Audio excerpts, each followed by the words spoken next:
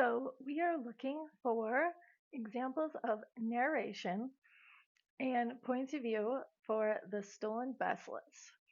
Now, with narration, it isn't exactly an element that you would explain very much, but we would say it's third person. Um, we learned that pretty fast because it's saying this again, said the bacteriologist, slipping a glass slide under the microscope. If the bacteriologist is our protagonist, and so typically if it was going to be narrated in first person, it would say, this again, I said, and he would be in the story. So our narrator is not in the story, third person. But now we need to know whose perspective or point of view do we know. Now, that is where you could say the narration, it might depend. If the narrator is all knowing, we would call them omniscient. Technically, in this story, we do have an all knowing narrator, but not right away. That's how we build our suspense. So, the first point of view we have is the bacteriologist. He's watched the morbid pleasure in his visitor's expression. Before that, the pale faced man peered down the microscope. He was evidently not accustomed to that kind of thing and held a limp white hand over his disengaged eye. That's an observation. It's not his thought or feeling. So at this point in the story, the only time we get a thought and feeling or point of view is down here, where it's his point of view. This man who had visited him that afternoon with a note of introduction from an old friend interested him from the very contrast of their dispositions. The lank black hair, gray deep eyes, and haggard expression and nervous manner, the fitful yet keen interest in his visitor, were a novel change from the phlegmatic deliberations of the ordinary scientific worker with whom the bacteriologist chiefly associated. So now we get the point of view of the bacteriologist and why he has a stranger in his house. Because at first, this was sort of odd. Now, then after the pale-faced man leaves, we go on to get the point of view of Minnie. So we get that was all the point of view of the bacteriologist, and then the pale-faced man leaves, and then the bacteriologist goes crazy. Gesticulating would be ah, and then we get the point of view of Minnie, and we basically learn Minnie doesn't really have much interest in what her husband does as long as he is wearing a hat and is meeting social norms. He says um, he has gone mad. It's that horrid science of his.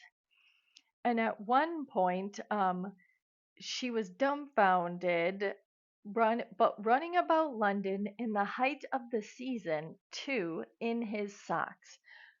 So this, from her point of view, she doesn't want herself or her husband to be embarrassed because the season would have been the time, the spring, summer, when everyone in like London high society would be out doing things. So from the point of view of Minnie, we learn that she's a little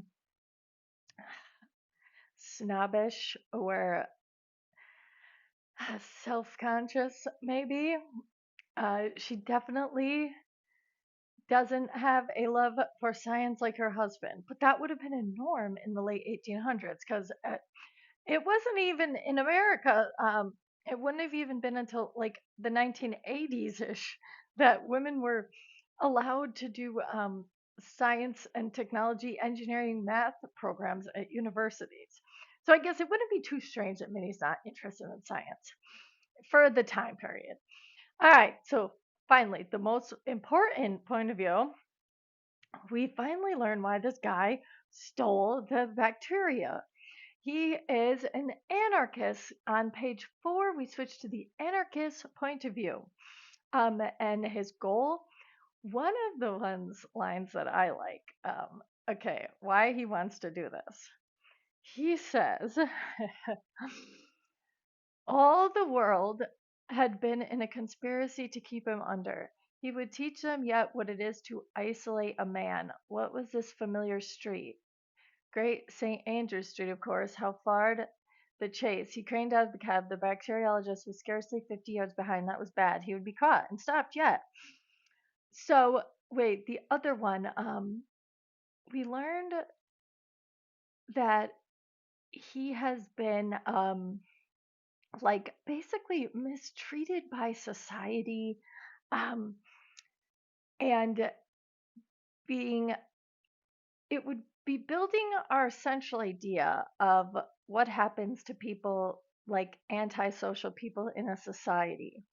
Will they get themselves, would they become contributing members of society, or will they lash out like the anarchists? That could be a literary theory you could explore. A psychoanalytical approach. Was he emotionally disturbed? And if so, what should governments and society as a whole do with those people? All right, so wait.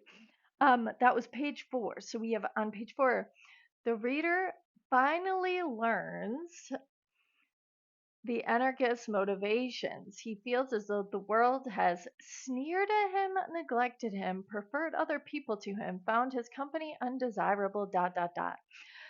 The story concludes in the point of view of the bacteriologist throughout page 5.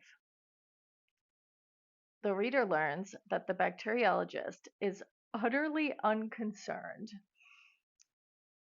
The bacteriologist is, we'll say, is utterly unconcerned with the new bacterium being unleashed into London's water supply. He is also unbothered by the fact he witnessed a man commit suicide.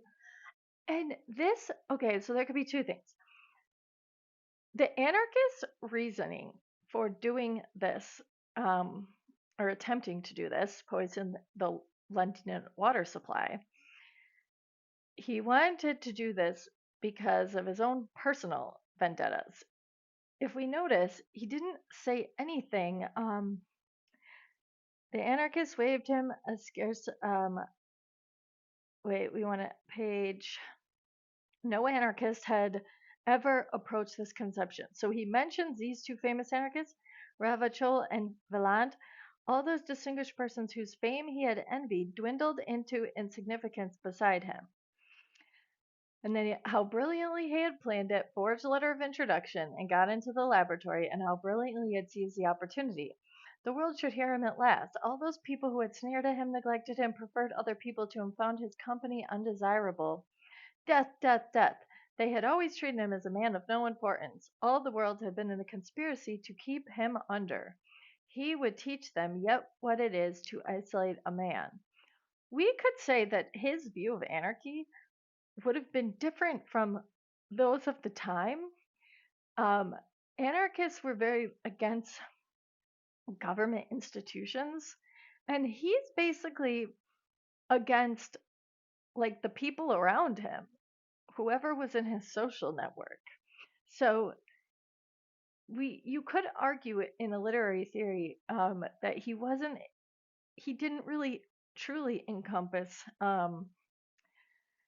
the definition of an anarchist, especially during that time. All right, and then at that story's finishes with our point of view from the bacteriologist, and he's just sitting there like having a nonchalant conversation with his wife and doesn't even really care. He tells his wife what happened. She doesn't even like bat an eye over this. He's saying now there's some blue, bacteria that makes animals turn blue, and this guy is drinking and jumped into. He's saying, wait, you see, the man came to my house to see me, and he is an anarchist. No, don't faint, and I cannot possibly tell the rest. And I wanted to astonish him, not knowing he was an anarchist, and took up a cultivation of that new blue species of bacterium I was telling you. that infest and I think cause the blue patches on various monkeys. And like a fool, I said it was Asiatic cholera, and he ran away with it to poison the water of London. And he certainly might have made things look blue for this civilized city. Now he has swallowed it. Of course, I cannot say what will happen, but you know it turned that kitten blue and 3 puppies. And she doesn't even care. So, the point of view of the bacteriologist could develop a central idea concerning